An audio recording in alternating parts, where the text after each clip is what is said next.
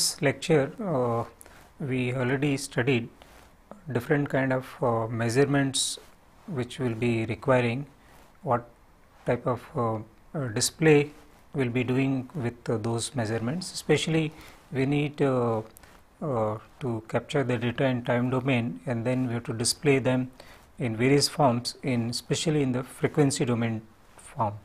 And right from capturing the data through sensors, there are error involved in digitizing the data, and once we digitize that data, then once we do further processing of that, then also errors comes in the data, and those errors, some of them I have already pointed out in the previous lecture. Now even some of the processing techniques like Fourier series and Fourier transform we have studied in the previous lecture. Now the same concept will be extending for discrete data, when we have a measured data which is neither a periodic in nature nor that is infinite in length. Then, because we cannot apply either Fourier series or Fourier transform to these data, so what we do, we captured a vibration signal of sufficient length, and we assume that that particular signal repeats after that time interval. So that means that particular data we have captured, we assume that is a complete period of that vibration which is taking place into the system, and we obtain the Fourier series of that particular periodic virtual periodic signal which we obtain, and then what are the changes that we need to do in the Fourier series. Now we will see. So in the previous case we had the Fourier series of this form,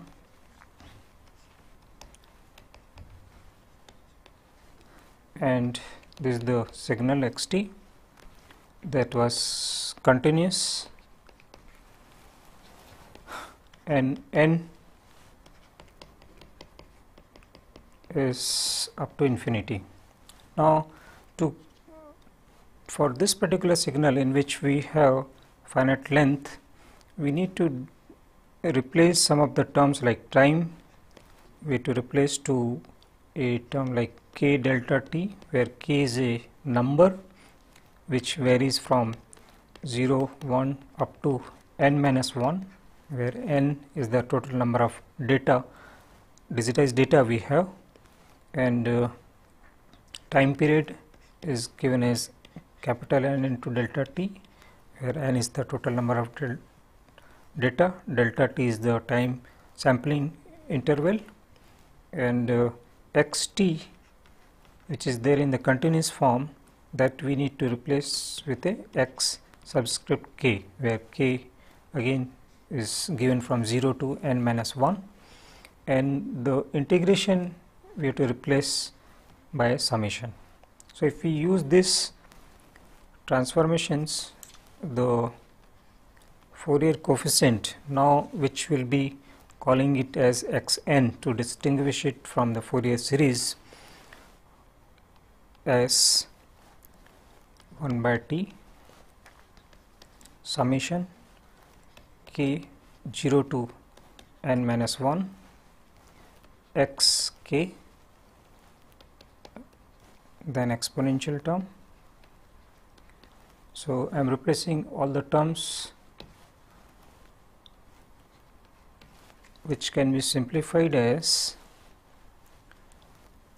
1 by n, because t can be written as capital N into delta t, summation k is equal to 0, n minus 1 x k, exponential is to these terms, where again I am replacing some of the terms like omega, delta omega is nothing but 2 pi by t, that I have replaced. So finally we will be getting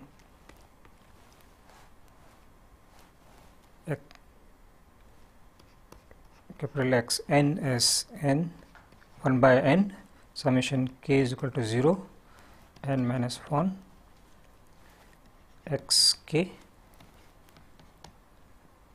2 pi n k by capital N, where small n is varying from 1 to up to capital N minus 1. So, this particular term is called discrete Fourier transform.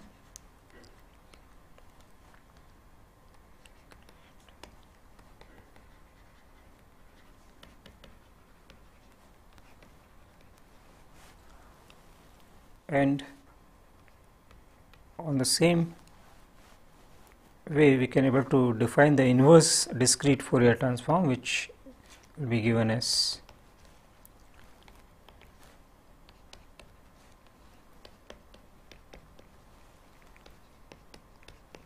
where k is varying from 0, 1 up to n minus 1. So, this is the inverse discrete Fourier transform or IDFT.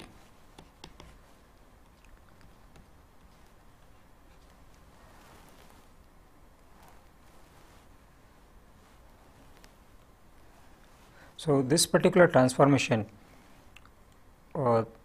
converts the time domain data, which are infinite in number, to this frequency domain data, which are again infinite in number, but they are complex in characteristics, and this by the inverse DFT we get back the time domain data from the frequency domain data.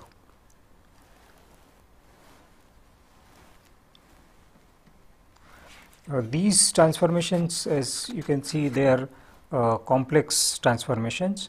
We have real transformations also, and the relation, especially the coefficients of those real discrete Fourier transforms are given like this.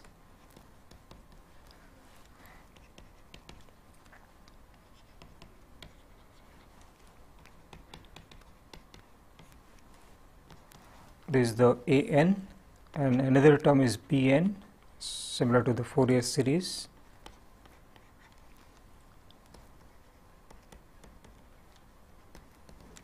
In which sine term is there, where these n are varying from 1, 0, 1 to up to n minus 1. And the relationship between the complex Fourier discrete Fourier transform and the real Fourier transforms are like this.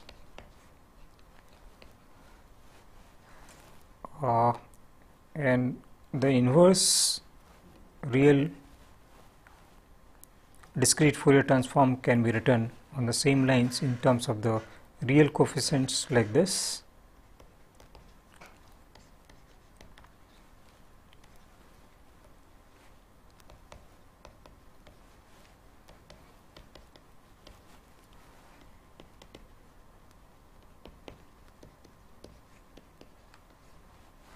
Here again the k is varying from 0, 1 to up to n minus 1. So, same number of data will be there in the frequency domain and the time domain, but in frequency domain the data will be complex in nature. Now, we will take up one example in which we will be using a pulse, a square wave, and we will discretize that wave and we will do the DFT of that. So, how the spectrum looks after discretizing we will see. So, the square wave is something like this. This is the time and this is the xt. So square data is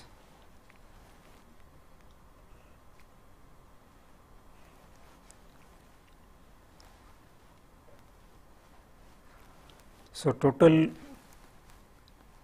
period of this particular signal is 8 units,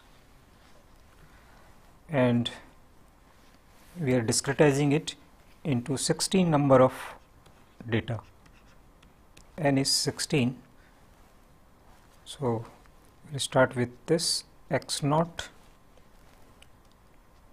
x1, x2, x3, this corner is x4. Likewise we will be doing this will be x5, go up to this is x15. After that signal repeats, because corresponding to x16 x0 is there, so signal repeats after that. So we have total xk, where k is from 0 to 15. Total 16 data are there. So using the previous relations, these simple relations, we can get the discrete Fourier transform directly after substituting various values, because all values we know here. And as I told, this will be complex, xn is complex. So let us plot the real part of the discrete Fourier transform with respect to the frequency, also the imaginary part. So this is the let us say real part an of the signal. So this will look like something like this. These are the amplitude of various a n when we change the n of a.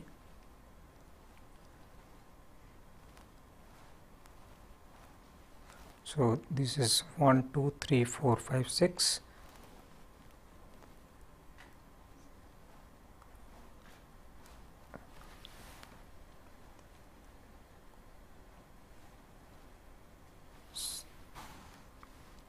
Eight, here 8 is there. Then after this it is symmetric.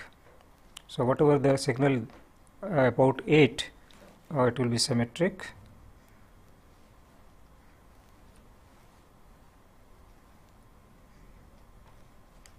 Like this. So this is symmetric about n by 2, because total 16 data is there. So at 8 it will be symmetric about 8 axis, vertical axis. Similarly, if we want to draw the Bn, we will be having this as something like this: 4, 5, 6, 7, 8. So about 8, this becomes skew symmetric. So that means this is positive, this side, so this side it becomes negative, and when this is negative, this becomes positive, about 8. So just this will be skew symmetric.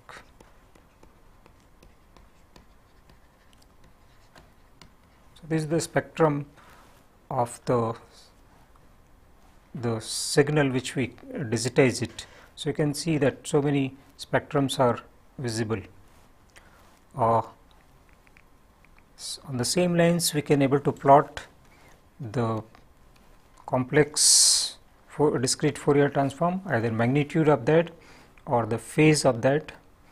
This also will be symmetric about the midpoint, and this will be skew symmetric about the midpoint. Now in the previous plot, whatever the signal is there after 8, actually all these spectrum are virtual, because whatever the frequencies are there above 8, they are very fast frequencies which we cannot able to measure it due to the aliasing effect. Whatever the spectrum we have shown, half of that is virtual. Let us see how they are virtual. Actually, if we recall, the time interval will be given as, because 8 unit is the total duration of the time period, and total number of data we have sampled is 16. So time interval is 0.5. That means between two data points the time interval is 0.5, and the frequency which we can able to measure accurately is given as the Nyquist frequency, which is given as 1/2 delta t. So delta t is 0.5, so this will become 1 hertz. So maximum we can able to measure accurately the frequency up to 1 hertz. Now in the frequency spectra, the interval between two spectra is given as 1/t. That is, there is a fundamental frequency that is 1/8. 8 is the unit of the time period, so it becomes 0.125. So that means between any two spectra, the frequency is equivalent to 125 hertz, and up to 8, what is the frequency? Up to 8 will be having 0.125 into 8 is equal to 1 hertz. That means at 8 the frequency is corresponding to total 1 hertz. After that it becomes more, and according to the Nyquist frequency calculation, we have the 1 hertz as the limitation. So beyond the 1 hertz we cannot able to measure for this particular sampling period. Now let us refine the sampling period. Instead of sampling 16 data points, let us sample 32 data points. So when we are sampling with 32 data points, this sampling interval will be by 32, that means 8 by 32, that will be 0.25. So instead of 0.5, now it has become 0.25. So the Nyquist frequency will be 1/2.25. So this will become 2 hertz. So you can see that when we refine the sampling interval, the frequency which we can able to measure accurately increases. And for this particular case, when we have 32 number of data points, the spectrum will look like this.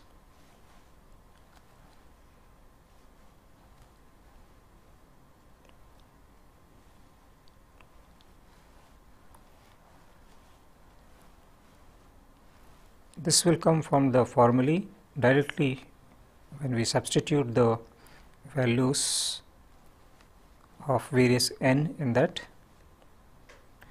Here it will be very small, up to 16, and then again best will be if we can have the envelope of this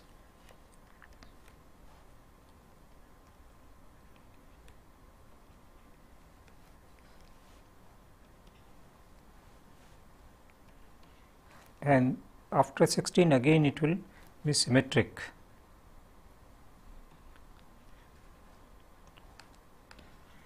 Like this. So here you can see that this particular is 0.125 hertz, this remains same. So up to 16 points, 0.125 into 16, that becomes 2 Hertz. So now up to 16 data we are having a good signal, but after that these are all virtual signal which is not to be analyze anything. So our useful range is this only, these where no aliasing effect is taking place when we are processing the data. If we increase further the sampling rate, that means if we, let us say, 64 points we are taking, so our sampling rate will be refined further. So we will be getting more and more data points and more number of frequencies which we can able to capture accurately. Okay. And if we compare this particular plot with the previous plot which we obtained for a square signal or a pulse with infinite number of period, if we compare that, we will find that currently at x n is equal to 0, the amplitude is 0.130 with 16 number of data. If we increase the number of data, it comes to 0.281 with 32 number of data. And using the Fourier series, we got the value of that amplitude as 0.25. So you can see that when we are increasing the number of data, these values are getting closer to 0.25. So if we take 64 or higher number of data, 1024, then we may reach up to this at that particular peak. And again, if we recall, this particular spectrum is similar as we obtained in the Fourier series case. Only thing here we have shown half of that. The left hand side half we are not shown here, but is symmetric about the vertical axis. So this curve is symmetrical to the Fourier series transform of a pulse wave which we obtained, but this is for the discretized data, and the Fourier series was for the continuous wave. So there is a direct correlation between them. As we increase the number of sampling data, we can get exactly same coefficient as of the Fourier series. In the present case, I have shown one type of discrete Fourier transform, but various forms of the DFT, that is discrete Fourier transforms, are available to another kind of discrete Fourier form. Now I would like to show. Only caution is that you must know which form of the discrete Fourier transform you are using it, and accordingly you should interpret the spectrum. So another form of the spectrum, this discrete Fourier transform, is given as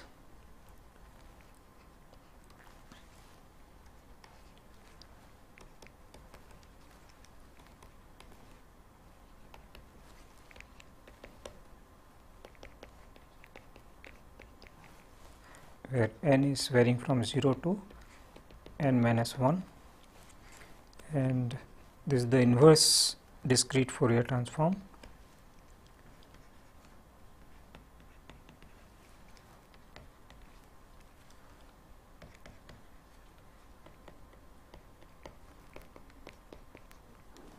Where k is varying from 0 up to n minus 1. So here the difference is here. Another form of the discrete Fourier transform which MATLAB generally uses is this one.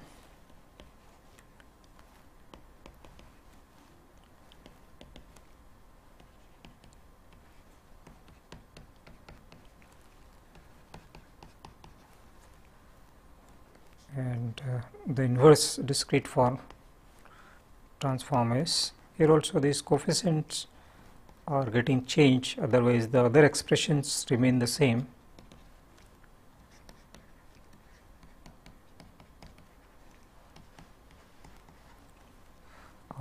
Here n is varying as usual from 0 to n minus 1, k is also varying from 0 to n minus 1.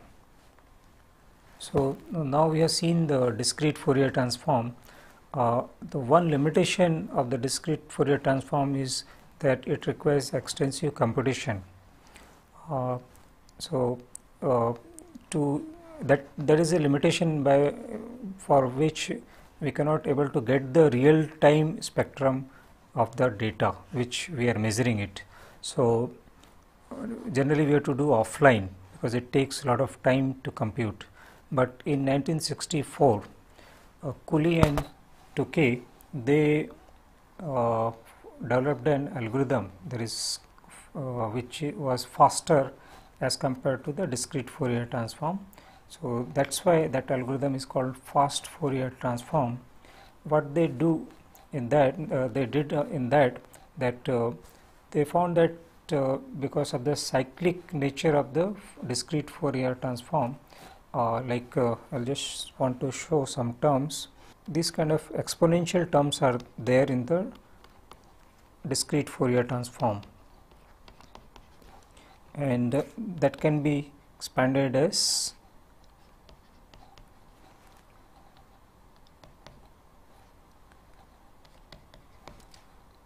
and the sine term of that.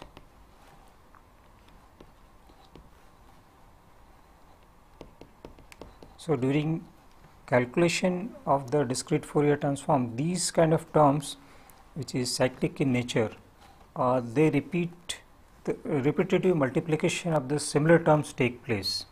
So, Tukey and Cooley, they found that repetitive multiplications, and they avoided those calculation in their algorithm to calculate the Fourier transform, and because of that they could able to get very high speed of calculation of the Fourier transform.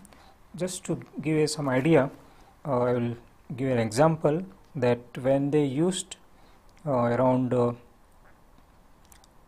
number of data 2 raised to 10, that is 1024 data, when they used the ordinary discrete Fourier transform takes around 1,050,000 multiplication. It requires that many multiplications, but using fast Fourier transform they required only 20,840 multiplications. So, you can see that how much difference is there in the number of multiplications, and computer takes that much time in calculation of this. And if we increase these data further, the difference between these two increases drastically between the DFT, I think this is a DFT, and FFT. So, the difference in the calculation time changes drastically, and because of this fastness of this algorithm, now is practical to get the frequency domain data of the real signal directly, as and when you are capturing, you can able online in the frequency domain. So, after seeing the FFT, the concept behind the FFT, let us see more closely the error involved in the processing of the signal, like leakage error. As we already discussed that when we are doing the discrete Fourier transform of a signal, measured signal, we assume that that particular signal which we have captured, it repeats after that interval. So, that is the assumption, and based on that we get some errors. So, let us see what is the leakage error more closely on the slide. We have one sinusoidal signal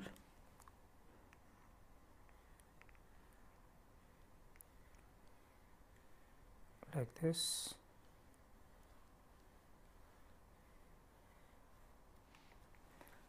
and we have captured one particular signal. Let us see, this is 2 pi, this is 4 pi. So, we have captured a signal which is this is signal A, which is exactly coinciding with the 4 pi period, that is, should say this is time and this is the amplitude. So, this particular signal, if we want to do the DFT of this, we am drawing here that captured signal. Okay.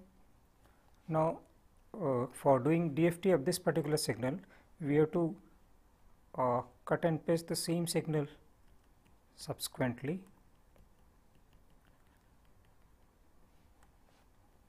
like this. Again, the same signal we are substituting. So, it is going on continuously. That is the assumption behind doing FFT at that signal. If you see closely, this particular signal which we have made after cutting and pasting, it looks like similar to the previous signal. There is no as such difference between them. So, if we want to do the DFT of this, we will get a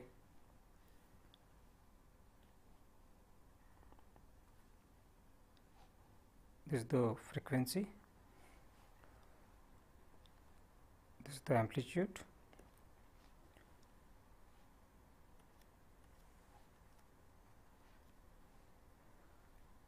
so a single peak we will get because this is sinusoidal curve. So, in frequency domain we will get a single peak. Let us say in this particular original signal, now we are capturing another signal which is up to here. That means you can see that from here to here, now total duration is 5 pi. And if you want to do the DFT of this, let us go to the second slide. This is the signal which we have captured, which is something like this, which is a 5 pi period. Now, we are cutting and pasting the same signal here.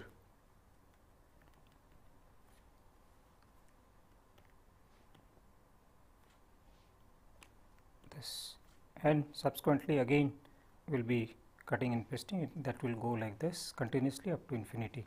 That is the assumption behind DFT.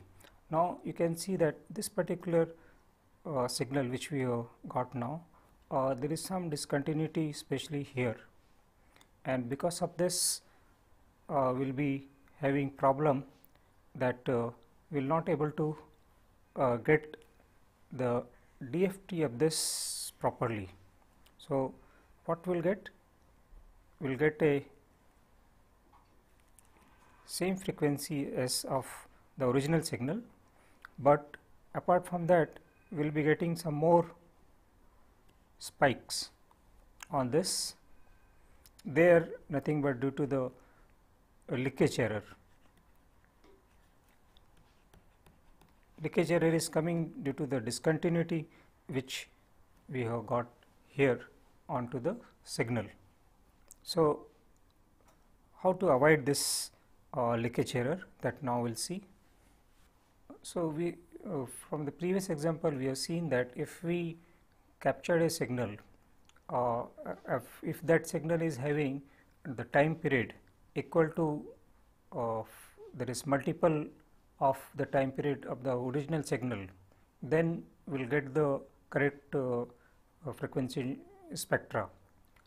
If we are having, there is a difference between the time period of the captured signal and the original signal, then we get the leakage error. So, the best way to avoid the leakage error is if we can match the time period perfectly, or with the integer multiples of the time period if we are capturing the signal.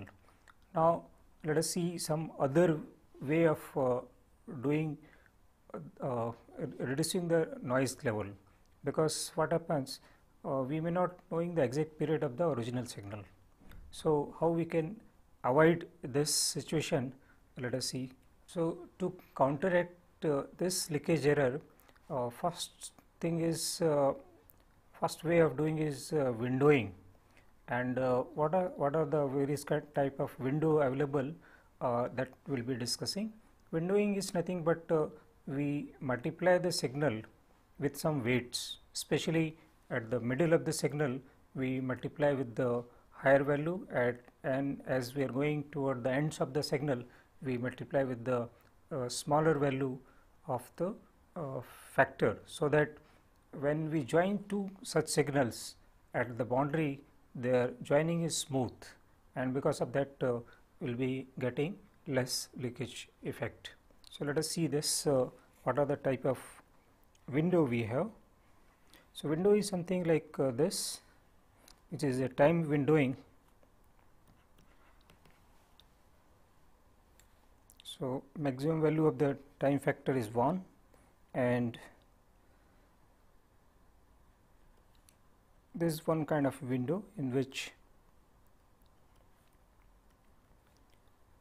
we have, these are the factors which we have to multiply of the signal. You can see here we have 0 to n minus 1. So, various data which are there n in numbers will be multiplying by these factors. So, at the ends the factors are small. So, the smoothing, the joining of the two signals will be smooth. This particular window is having particular name, is called Hamming window.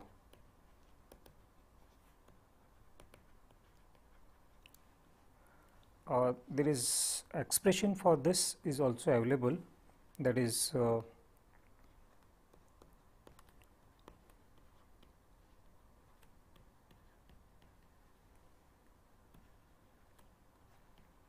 pi n by capital N, where n is the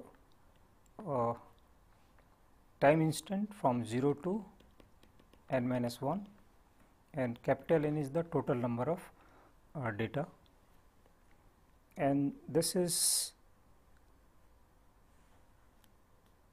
0. I can delete this. This is 0 for all other cases. There are other versions of the windows. There is another kind of window which is called Hamming window.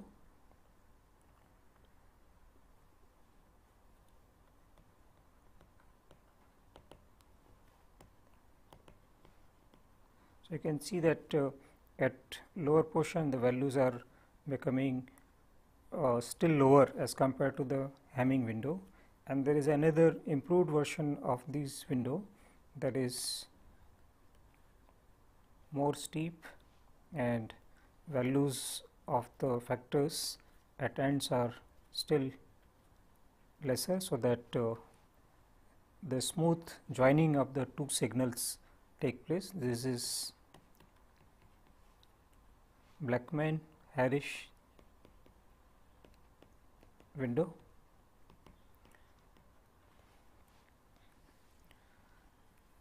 Expressions for these windows are also available, like for Hamming window we have Wn is equal to 0.45 minus 0.46 cos 2 pi n by n. So, minor modification in these coefficients are there. Similarly, for the Blackman-Harris window we have the expression like this.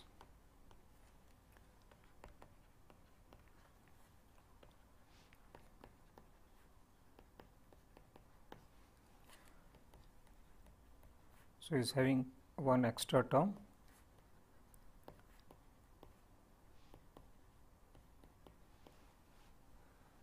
and they are 0 for rest of the, for all other cases.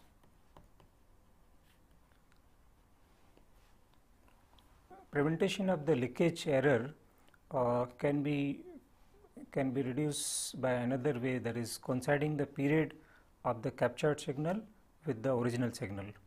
And there are, especially when we are doing the numerical simulation of a particular phenomena, then it is easier to match this particular period, because maybe you can have first trial simulation of the response, and from there you can get the actual period of the signal, and then you rerun your simulation to match the period which you are going to capture by changing the time steps of the simulated data. But the problem comes when we are doing the experiment. There, whatever the instrument which we have, there the limitations is there in tuning the sampling frequency, so that whatever the data we are capturing, the period of that matches with the actual signal. There is a limitation in the how much fine tuning we can able to do onto the time captured. So, to avoid that, sometimes, especially in the rotating machinery, there is a flexibility of changing the speed of the rotor itself nearby by a small amount, so that we can able to match the period of the actual signal and the captured signal, so that we get the better spectra of the signal. Apart from the errors which comes from the signal processing, during measurements also we have to take care of the noise should not enter into the signal which we are trying to measure. Like in actual experiment when we perform, so error can come from various sources, right from the instrument, the sensors which we are measuring, the cables, or maybe the other measuring instruments like oscilloscope or spectrum analyzer. So, proper care has to be taken while measuring the signal, because sometimes it may happen that the original signals will be totally suppressed behind the noise. So, there are two basic type of problems may come. One is the electrical noise which comes through various sources, which we will see one by one. Another is the runout. Runout is either, especially in the rotating machinery, you can have runout due to the geometrical imperfection of the rotor, or there can be some kind of magnetic runout that we will discuss subsequently. So, let us see first the electrical noise.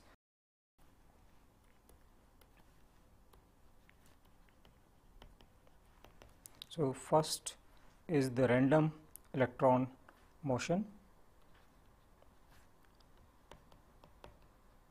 In this case, generally the order of the voltage which it generates is in the microvolt. So, because this voltage is very less, so it is not of much concern, and physically it comes out as a heat onto the surface where we are doing the measurement. Second kind of electrical noise is the local magnetic field arcing.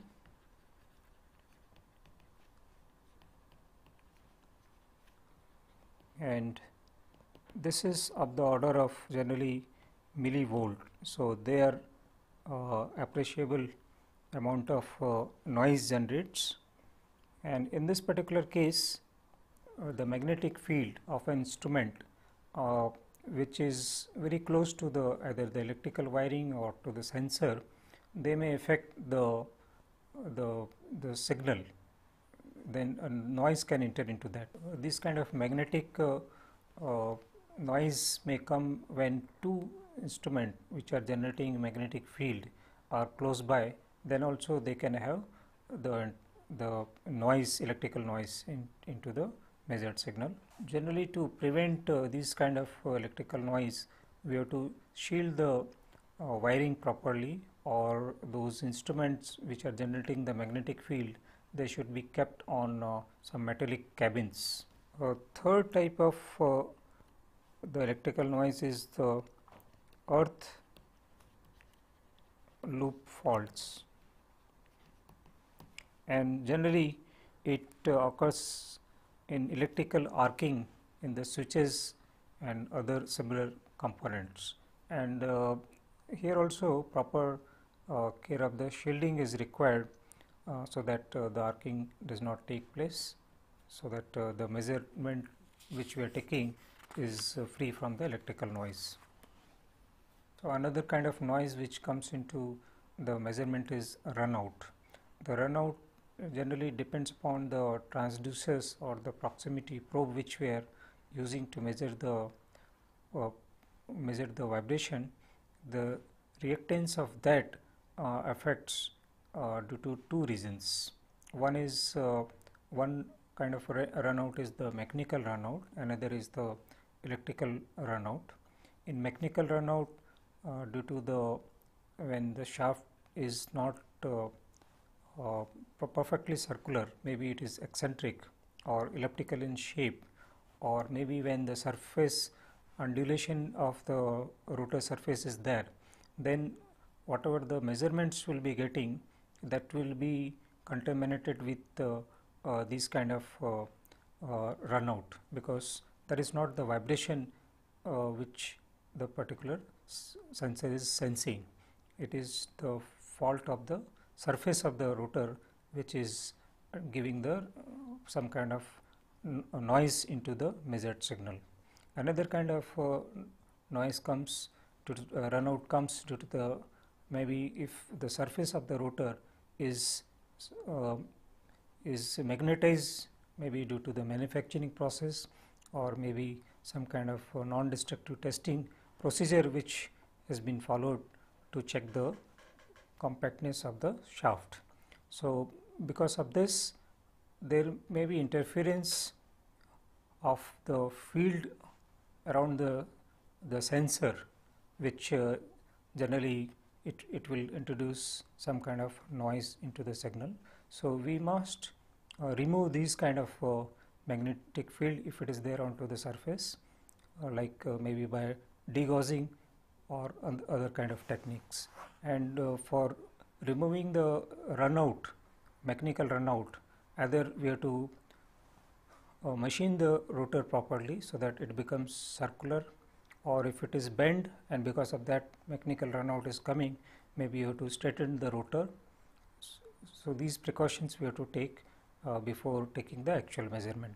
The electrical and mechanical runout can be measured using proximity probe, which depends upon the gap between the probe and the shaft, and the magnetic field if is there onto the surface, it affects by that also.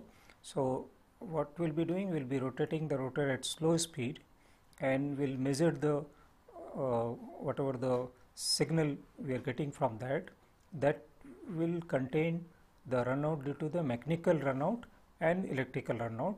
So, the mechanical runout we already measured using the dial gauge.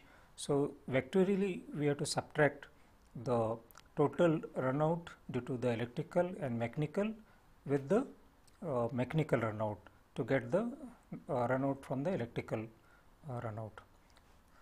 And when we measure the actual vibration signal, then we have to nullify these runout from the measured signal, so that, and this nullifying will be vectorially we have to do it, and even there is a nullifying of the response due to various modes also we have to do it. Like if we are measuring the vibration near the second mode, then we have to nullify the effect of the first mode, because that first mode effect will also be there at the second mode vibrations. So, that also we have to nullify. So, let us see this vectorial subtraction in more close form. So, this is the actual vibration which we have measured, and let us say this is the measured run out. So, we have to subtract this measured run out. This is the subtraction of run out from the measurement. So, this will be the measured vibration. This is the actual measured vibration.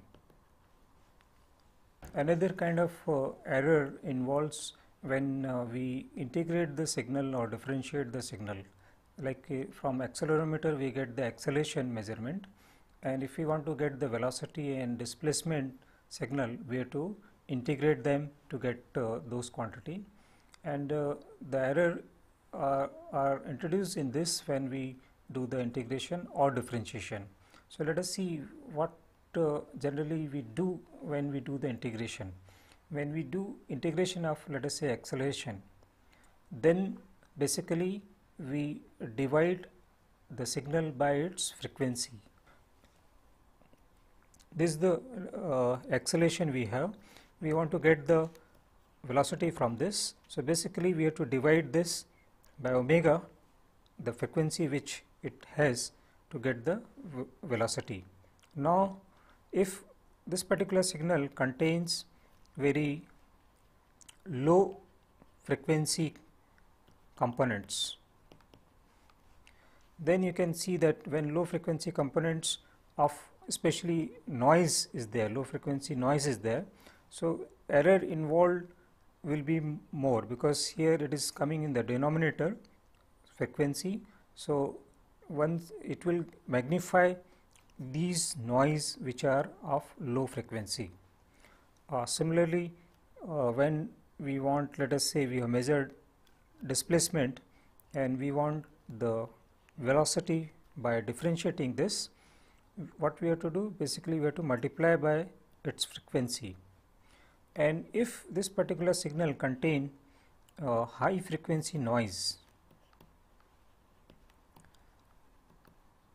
then these noise will get magnified, and especially at a high frequency, whatever the signal we are getting will be having more noise.